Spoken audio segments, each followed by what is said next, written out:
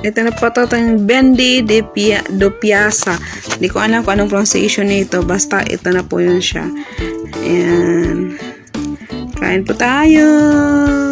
Ready to proceed ang ating Bendi do Piazza. Thank you guys for watching. Please subscribe. Kain po tayo. Kain. Ang sarap, sarap, sarap. 1, 2, 3, come on!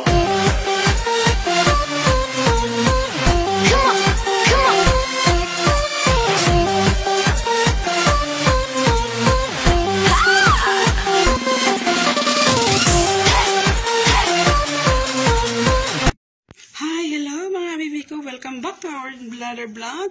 Ayusin ko yung tsura ko. So, today, ano ba araw ngayon? Ay, pagod pa ako kasi walang katapusan itong Danga, Bahay, Jeddah, Ubhor. Lahat ng lugar sa Saudi dito, hinaikot ko na. Ito talaga buhay natin. Sa tiis-tiis lang para sa pangangailangan, no?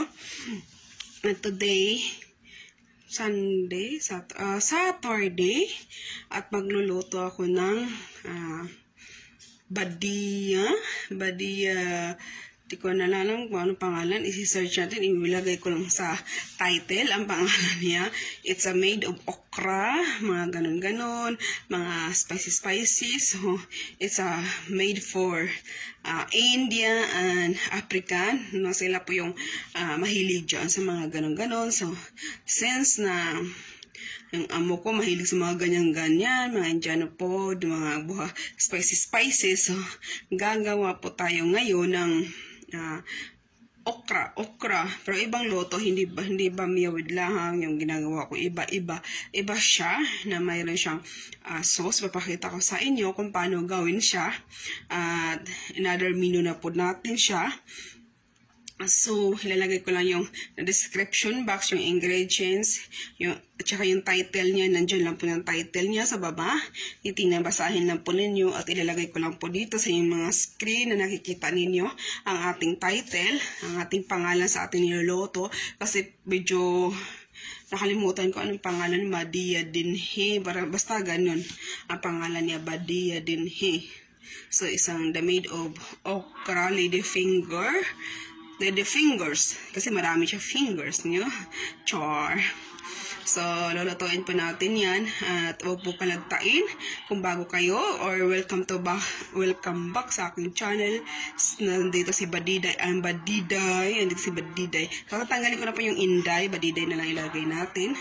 At ngayon, nag-aadan na rin yung adan. Yan, adan po siya, adan. Nandito lang po sa likod namin, sa harap namin yung masjid. So, is 12:30, magto-12:30 siya. So, nagtatawag na po sila ng adan. At ang lunch po nila dito, hapon. So, magluluto si Badiday ngayon ng kakaibang potahe. So, kasi halos araw-araw na lang rin naman ang pare-pareho yung luto. So, medyo pagod lang ako konti, pero kaya natin to. At kaakyat ko lang din naman kasi magluluto tayo ng ating potahe ngayon. So, minsan ako lang kumakain sa aking luto. Kita nyo naman, char.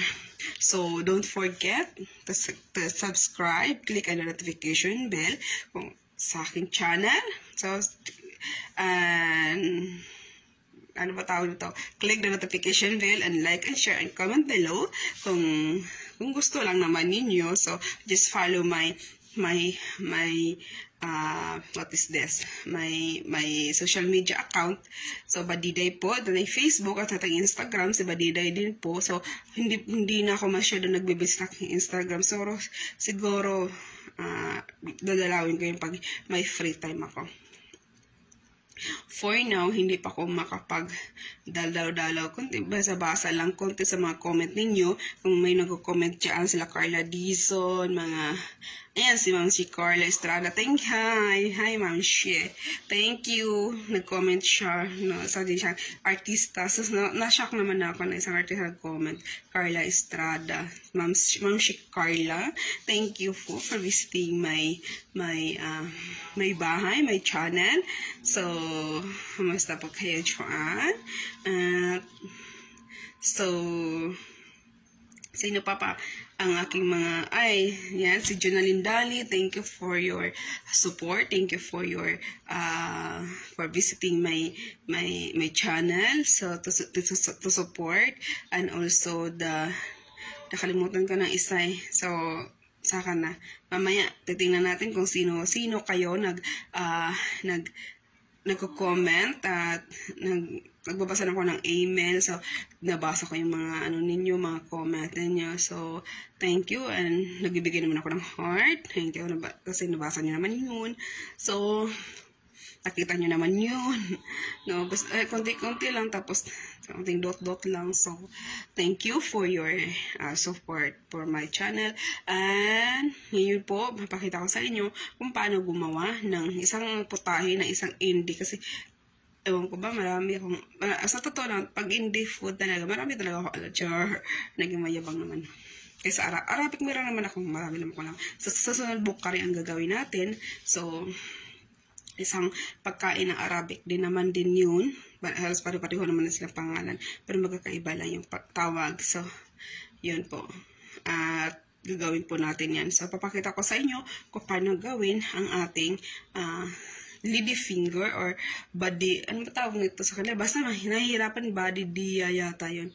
Body dinhi. Basta ganun siya ang pangalan niya. So, ilagay ko lang yung title. Tsaka sa ingredients niya. So, sa description box or sa video niya mismo, indicate ko lang yung mga ingredients na kailangan niya gagamitin. So, simple lang, napakadali lang naman din. Kasi tayong Pilipino, mahilig naman tayo sa mga gulay-gulay. So, sila rin mahilig sa gulay-gulay. So, marami kang magawan. So, hindi naman lahat ng Pilipino mahilig sa gulay, di ba? Meron rin iba na, sorry, thank you. Alhamdulillah. Excuse me, na marami din na may gusto. So, huwag po kayong kukurap. So, let's start. And, magsisimula na po tayo magluto sa ating putahe. So, ngayong araw na ito, araw na Sabado ata ngayon. Hindi ko na matandaan yung araw ngayon kung anong araw. Oo. Sa dami ko namang iniisip, sa dami kong ginagawa. So, pero pag vlog, hindi ko pa rin mawala yan. Buhay ko na yun. Pag magluto ako ng ibang bagong putahe, kasi yung amo ko rin minsan nanonood ng mga YouTube. Ayan. So, thank you for your subscribe, guys. And, let's start! Ayan, ito na po ng ating okra o lady finger o bindi tawag sa kanila. Ayan, ganito yung tsura niya. Kinis na makinis. Yung hindi matanda, yung bata pa. Ayan, tanggal ito ang ulo. Ikatato 3 pieces. Cut. Ayan, ganyan yung tsura niya. Basta bata pa siya Huwag yung matanda. Ayan. Cut natin siya. Then next, cut natin ng onion. Ayan, 2 onion po yan. Tapos isa gagamitin natin, chop natin ng maliliit. At ito, chop natin ng 4 cut lang po. Tatanggalin po natin isa't isa kasi gagamitin natin, ipa-fried natin yun siya. Chop po tayo ng onion. Ayan ang ating onion. Then yung kamatis natin or tomatoes, i-blender natin siya. Gawin natin juice. Ayan na po siya. Juice na po siya. Ayan. Yung oil. Maglalagay ng konting oil for fried for ating okra or lady fingers. Ayan. Ayan. Gisa-gisa. Fried lang po natin siya. Sandali lang. Pag oras ma-brown na siya. Kasi madali lang po naman yan eh. Hindi mo puputok. Sabi na puputok pa daw. Hindi mo puputok ang okra. Gisa-gisa. Oras na okay na siya. Luto na siya. Na-fried na natin. Tanggalin natin siya. At ang isa na ba natin ang onion natin. Pa-fried natin ng onion din. Oras or time na mag-brown na siya, okay na po siya. Huunin na po natin at patuloy natin sa may tissue na may plato para yung oil doon lang. Yan. Sarap-sarap yan guys. Kala nyo. Yan. Gawa po tayo ng spices niya. Pipaste lang po natin siya. Ating turmeric, ang ating chili powder, yan, at ang ating dania jara, or tinatawag lang na coriander, at saka yung cumin, pinag-combine nila sa isang supot lang, sa isang may produkto yan sila sa box ng mga spices. Ipipaste lang po natin siya, halo-haluin, kailangan wala siyang buo-buo. Kailangan ganitong itsura niya. Ayan, pa-fried natin ang cumin seeds. Ayan, cumin seeds din siya. Ayan, ibang boses ko ngayon. At ang dried red chilies. Yung tuyong sili. Hindi maanghang. Kala nyo maanghang yan. Hindi maanghang. Ayan, nilagay tayo onion. Onion. Nilagay natin ang onion. Ayan. Isang onion. Lagyan natin ang ginger paste at ang garlic paste. Ayan. Ang garlic paste, ang ginger paste. Isasot lang po natin siya. Ayan. Halo-halo hanggang mag-golden brown siya. Ayan. Lagyan natin ang kamatis natin blender. Yung juice natin na kamatis. Ayan.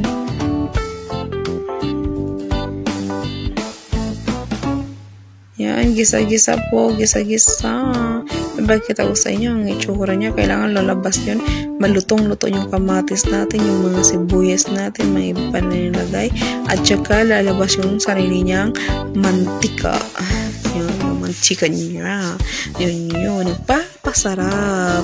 Char. Yan, pakuluin natin. Kulo, halo. Ang hilig ko sa halo-halo.